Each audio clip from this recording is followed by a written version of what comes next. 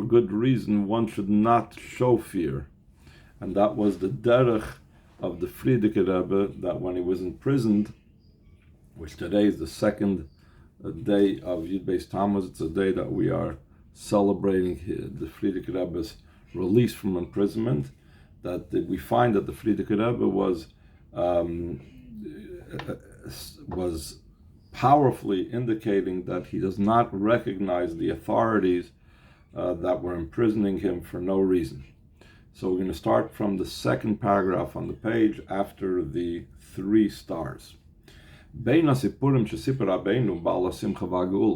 stories that our Rebbe, in other words the Frierdiker Rebbe, the one whose Simcha is today and the one whose redemption is today, related Oidus HaAnhaga Beis HaMaiser concerning the way he acted during imprisonment. There's the story about the beginning of the imprisonment, when they led him to the imprisonment. Though he knew about the danger of the imprisonment, it was literally his life was in danger. And it wasn't just a personal matter. It wasn't just his own life was in danger. It was also a danger for all the Torah institutions and institutions of Yiddishkeit that was in that country, in the Soviet Union. By the simple rules of nature, the running of all of these Torah organizations and Yiddishkeit organizations were dependent upon him, which means that if the Frierdiker Rebbe Chas v'Sholom would not be around at all, so Chas v'Sholom, it would undermine and lessen and maybe totally destroy any possibility for these Torah institutions to go on. Afal Pikain, so despite what he was risking, the Frierdiker Rebbe came to a complete decision that the knowledge about the great danger, the awareness of the danger, that the Frierdiker Rebbe was very aware of it, should not influence anything on the way he acts. And even while being over there imprisoned, he will stand with full strength and power in the way he acts towards everybody, not just the small officials, like the police officers, etc., even those that ran the interrogations and investigations, according to their writings and their state of mind during the time of writing. It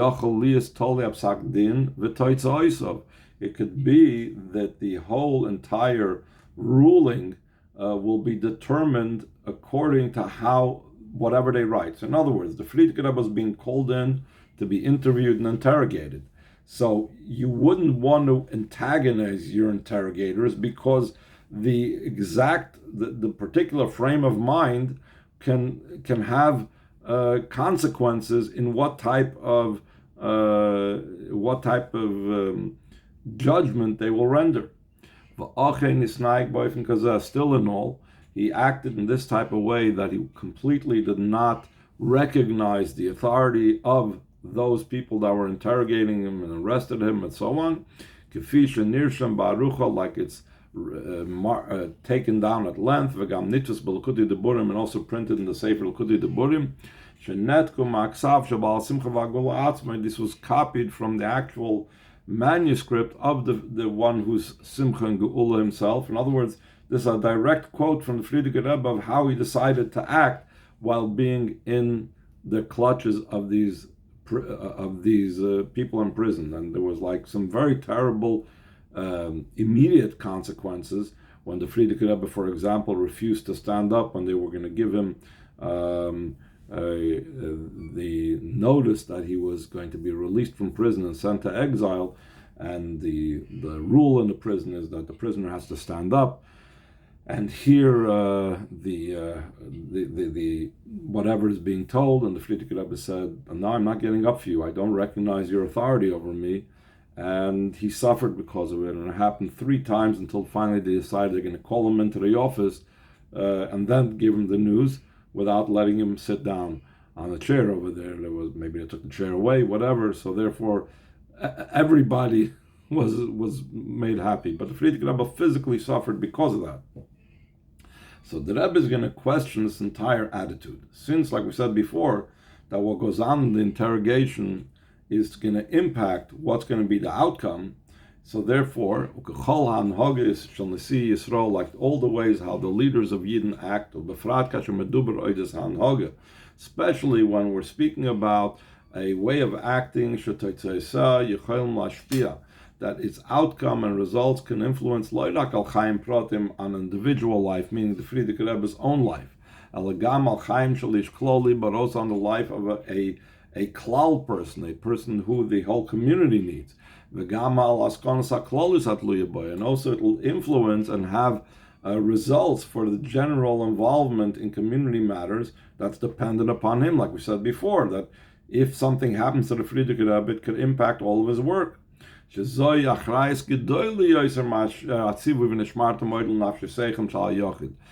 responsibility about how it's going to impact the work of the entire community that he's doing for Yiddishkeit is even greater than the private, as an individual, of how a person has to guard their life.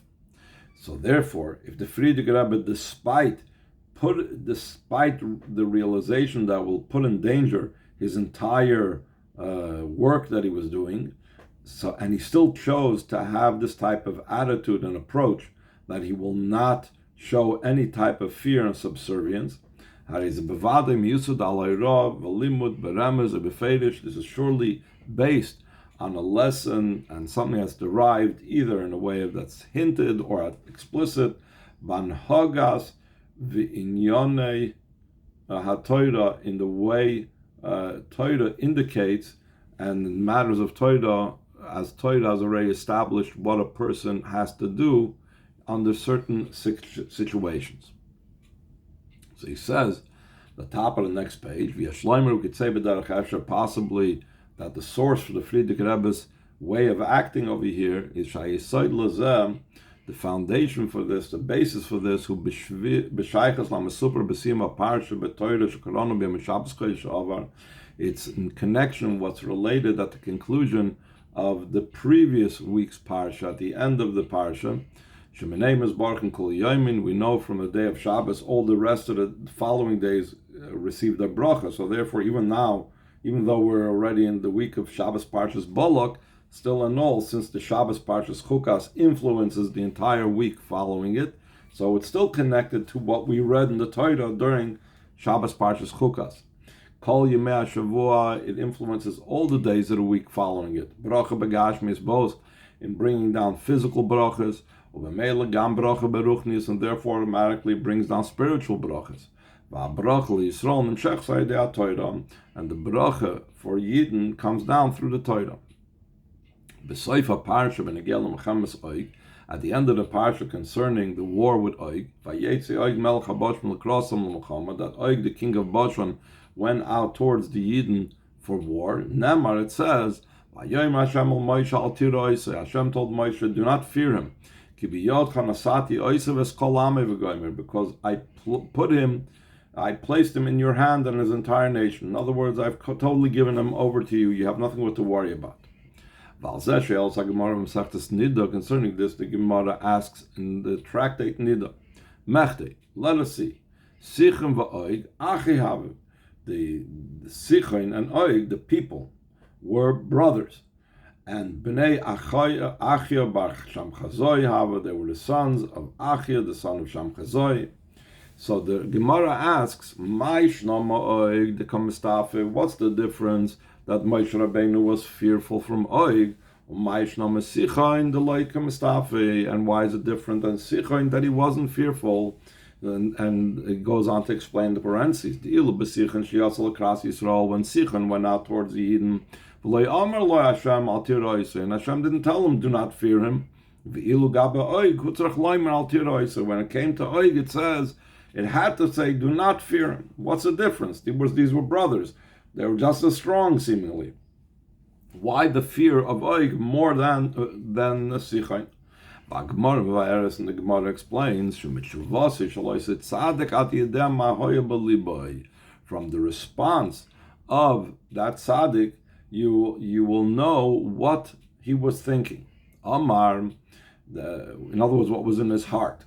Amar, Moshe Rabbeinu said to himself, Shema tamad le'zchus shel Avram Avinu. Perhaps Oig has the merit of Avram Avinu to protect him. Shenamar, as it says, Vayove apolit vayagid la'Avram Ivri. And the refugee, the escapee, came and told Avram Ivri about Lot being captured by the kings that were making war. And it says, who is the polit? This is Oig, that he was an escapee from the generation of the flood. And similarly, in Rashi's commentary, Moshe Rabbeinu was scared to go to war with Oig and not with Sichain. Perhaps the merit of Oig helping out Avram would stand him in good stead. As it says, and the escapee, the refugee of Oig came and told him. Let's skip the parentheses. Moshe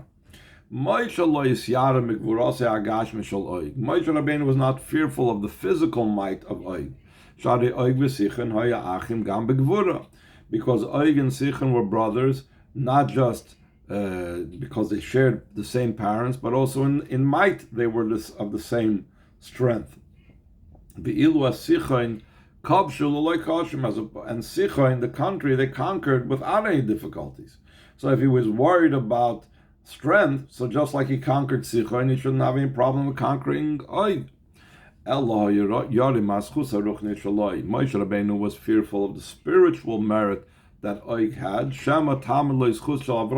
Perhaps the merit of Avram Avinu will stand him in good stead.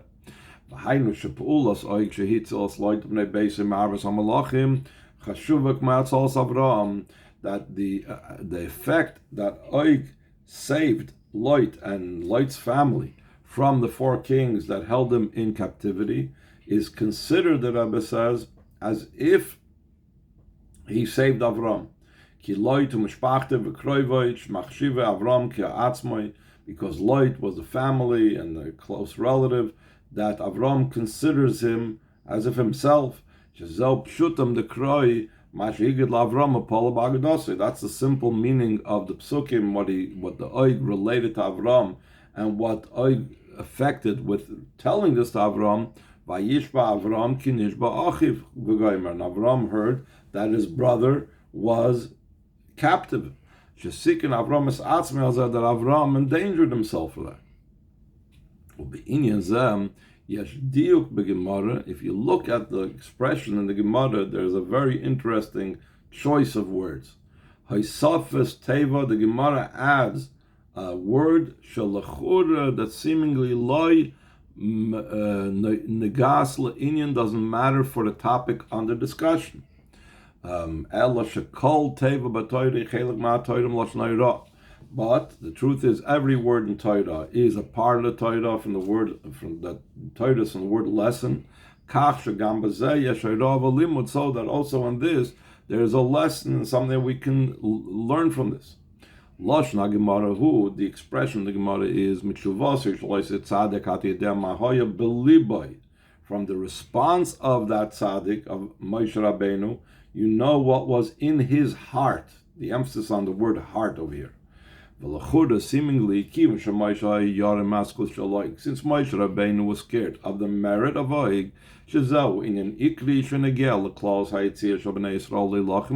that is a primary thing that matters to and it's a crucial matter that matters for the general going out of the Jewish people to fight with Oig. Should they go out and fight, or should they avoid him? So why was Moshe Rabbeinu keeping it in his heart? He should have related it to the Eden. I have these questions. And he should have told them his concerns. Oig is not like Sichon. Perhaps you cannot fight with him. Why was he keeping it inside of him?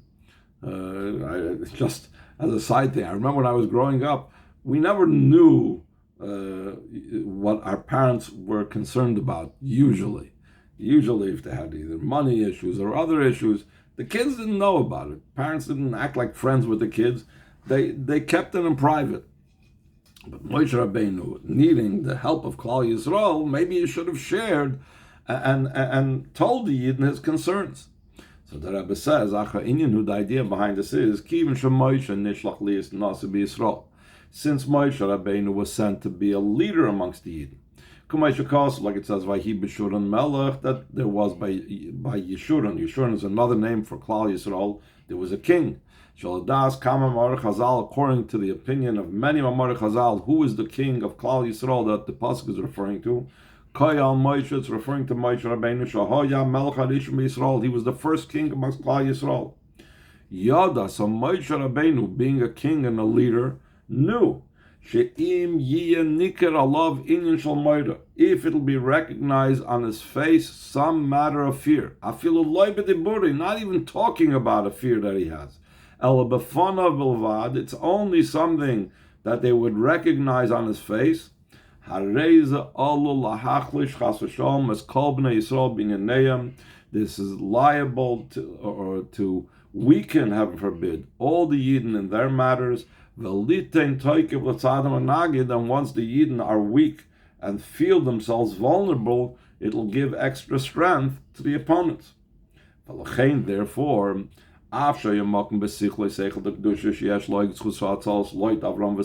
though there was room intellectually to say, and an intellect that's based on Kedusha, that Oig had the merit of saving Lot and Avram and Sarah, but even before Hashem told him, don't be scared, he was careful to keep it locked up and guarded in his heart.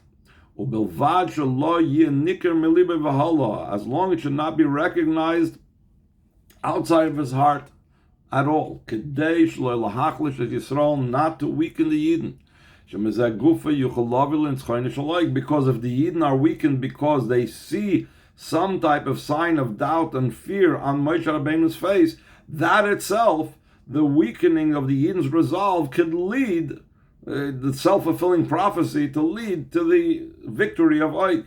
If there would be recognizable some type of fear in Moshe Rabbeinu's face, how much more so if he would speak about it, then the matter will influence the way how the Bnei Yisrael would go to war. And also the way the war of Oig will take place, when he sees a person that is fearful and soft of heart, like it speaks about in Parsh Shoifim, where it talks about those people, I can't go out to war. Let's skip the parentheses to the next paragraph. That's the emphasis of the Gemara about even before Hashem reassured Moshe, but Moshe had something going on in his heart, but solely in his heart.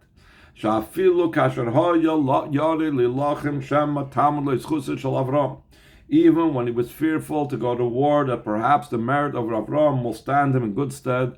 A fear that has a room according to Torah's understanding. This is only something he kept in his heart. Because on the other hand, he didn't know clearly that this is so, that this would stand Oig Melech HaBashan in good stead. He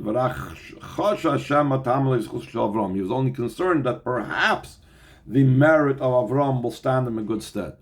Therefore, he was able to control himself, and even on the doubt that was only in his heart, but it wasn't recognizable on his face. But that was as far as Klal Yisrael were concerned. Klal Yisrael looked at Moshe Rabbeinu they saw him just as much and just as calm as he was by any other battle. But that's only Klal Yisrael. But Hashem knew what was going on.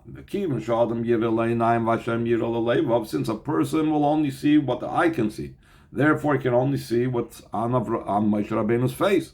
But Hashem sees into the heart, and in the heart of Moshe Rabbeinu there was a concern. Only Hashem saw what was in his heart. And therefore he told Moshe Rabbeinu, do not be fearful of Oik. So the Rebbe says, this is a directive and a lesson for every leader, and as we'll say, every Yid has a leader, he's a leader over his environment, in their particular days, how they're supposed to project themselves, how they're supposed to act as a leader, even when they have doubts in their what they are supposed to accomplish. Even at a time when this leader sees that there are difficulties.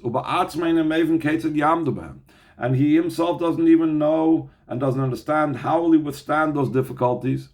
Knowing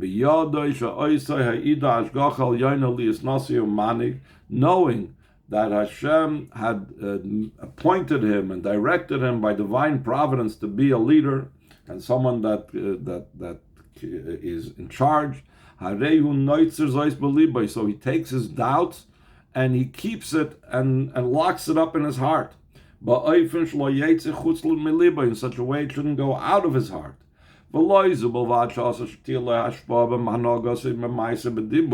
only is it prohibited that his fear should influence the way he's going to do things in action or even in speech, even in his face, it shouldn't be recognizable the doubts that he has about how will he be successful. In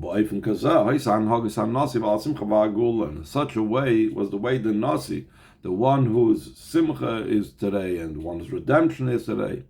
The imprisonment, the time when they took the Frierdiker Rebbe to prison, that was a very dangerous time. Why was it a very dangerous time? The Russian ambassador to Poland was assassinated that very day. And because of that, the Soviet government decided they're going to crack down on any type of, to use this as an excuse, to crack down on any type of possible opposition within the Soviet Union. They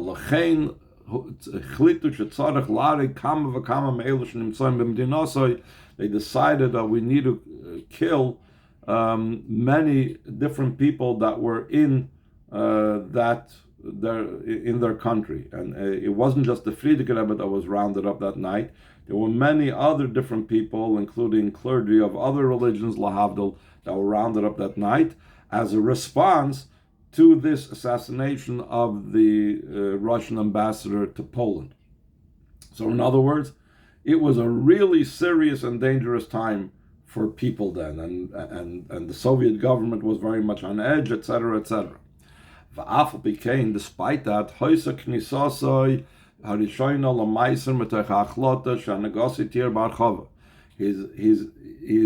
entrance into the prison immediately was with the decision that the way he's going to act was he's going to act like a Rebbe. He's going to act like they who are taking him into prison have to show him respect, not the other way around. He didn't just act this way after he was released from prison. Despite the fact that in his heart, like we said about Moshe Rabbeinu, in his heart he knew the situation in the world. He knew about the assassination. He knew what was going on. It says you shouldn't start up with a Rasha when you see that he's being successful. But he felt that since along with him are going, like he wrote in his letter a year later about Beis Tamuz, all those that love Torah, mitzvah, all those that observe mitzvah, even someone that's only called by the name Yisrael, because his heart is awake to Hashem and his Torah. So because all of these Yidden were like with him, and however he would act and however he would show himself would have some type of impact on all those Yidden that he was representing and that were like going with him in prison, not literally, figuratively. Therefore it was prohibited that it should be recognizable any type of fear. Not only in action or a speech, even in how he shows his face. And as risky as it was, and the way he acted was successful. It brought about that all the nations of the world saw Hashem made such wondrous things with us, that also they had to admit to him, and to free him, so he should be able to travel and return to his place in a state of freedom. So what does that have to do with us? So the Rebbe says each one of us is a nasi over our own environment, and we have to know how to act even when we have doubts. Yudalad, and this is a lesson for every single Yid. Like we spoke about many times, a story of a nasi amongst Yidden is not just a nice story. It's material for thinking that only remains a thought. This is something that he does as a leader to teach a lesson to every single Yid. Every single Jewish person is a leader when it comes to his particular situation. Beis in his household, concerning his children, or concerning his business, and first and foremost, he is a leader over his 248 limbs and organs and his 365 sinews and blood vessels, etc. He's also a leader over the left side of his heart, that's the place where the Yetzer Hara resides. When a person begins to think about his particular state and situation,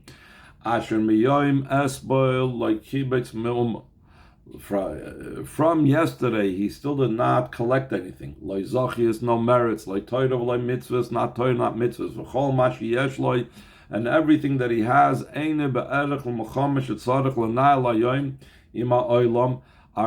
are insignificant with the war he has to be in charge of today with the world, not to fall through and not to trip up and all those things that the world is drawing him into. So how is he going to be able to handle it?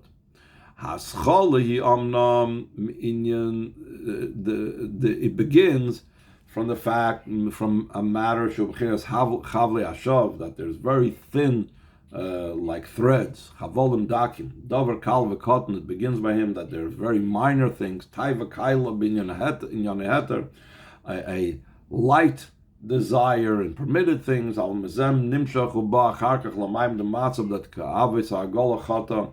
But from this comes out afterwards that Gemara says that the person can come to a state and situation like thick cords of a wagon, the thick ropes that was used for horses to draw wagons, chavolim ovim. Thick cords that they bind in such a way shouldn't be able to move to the right or to the left. Not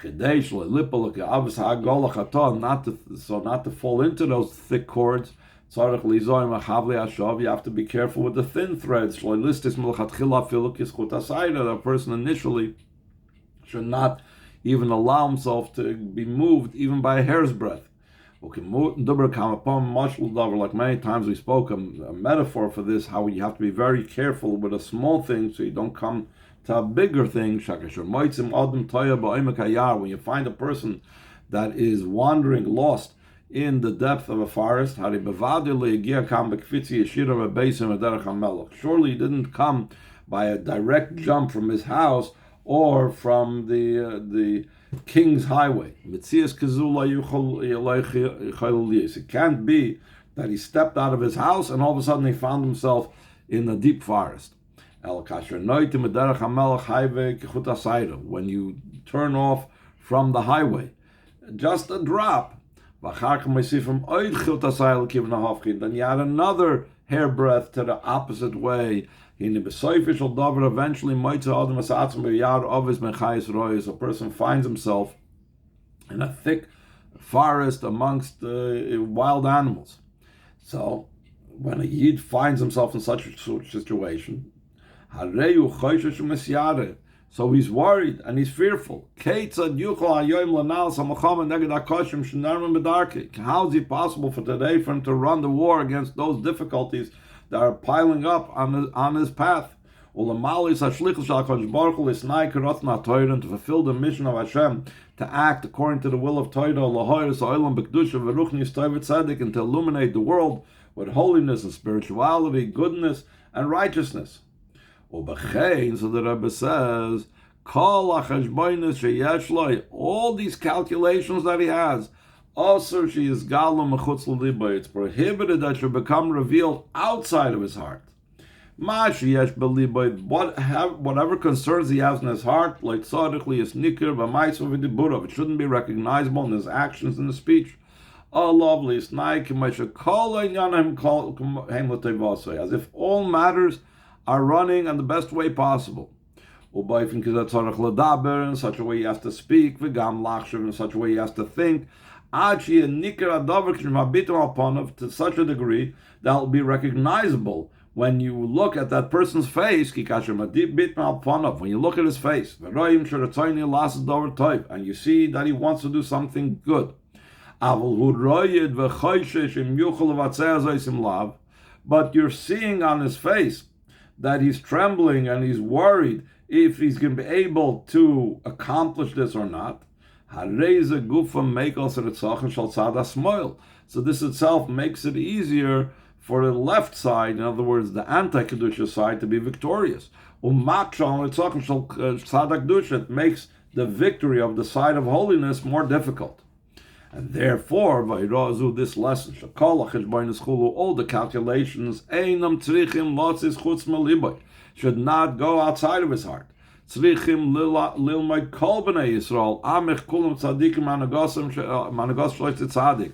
need to teach all Yidden that all your nation are called tzaddikim from the way that tzaddik acted. So all tzaddikim have to act, meaning all Yidden, which is though he was imprisoned in the Shpalerke prison. And the Frierdiker Rebbe saw no way how, by the laws of nature, that he'd ever get out of that prison. And by the rules of nature, his very existence is dependent upon the moods of every single person that was surrounding him. Should be Yodam Huakoch. Those people that surrounded him, they were in control. They had the power over him. But by knowing that he's not over there in prison alone, but rather he's with Hashem, like our Rebbe, our leader, said concerning when he was in prison, in the place that he's found. It's a place that belongs to Hashem, the entire earth and everything that fills it. The entire earth is filled with his glory, meaning even where he is then, even in prison.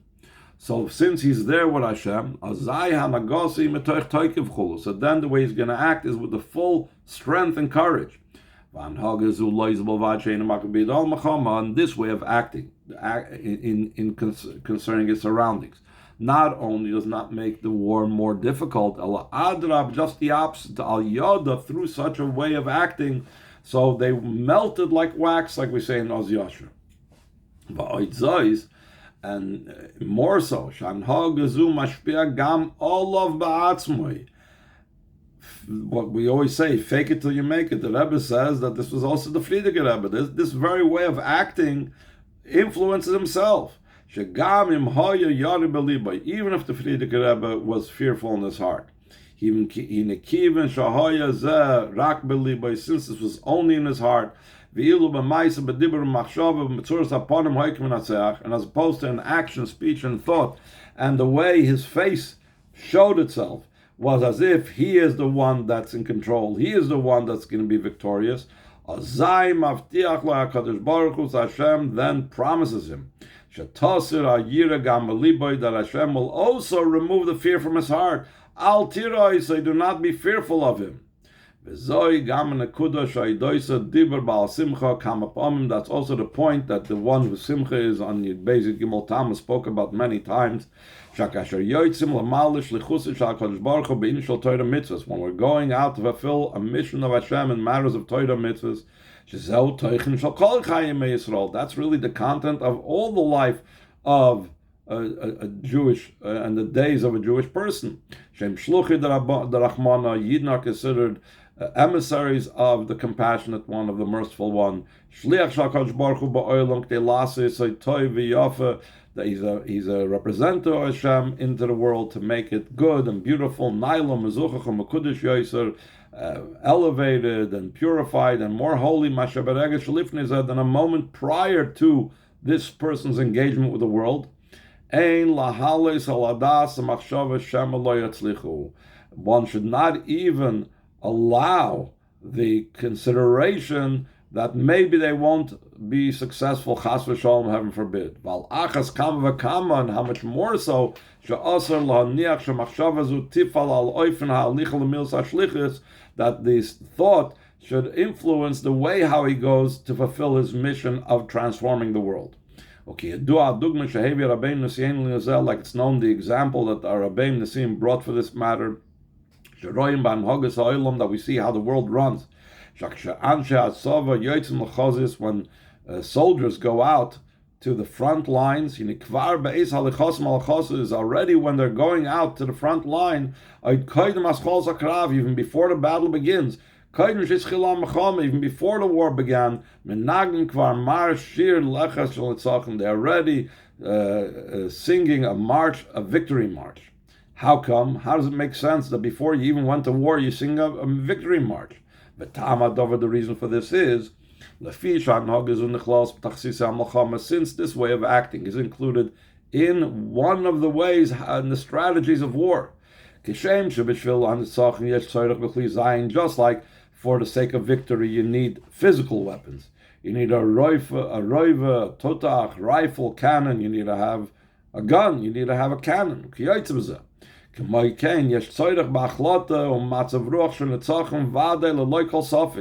So too, one needs to have a decisive state of mind, a victory without a doubt. When a person goes out to war with such an attitude, so then the victory comes quicker and easier. And this is the lesson that we derive from the conclusion of last week's parsha. Came out in actuality in the way our Rabbeim Anisim acted.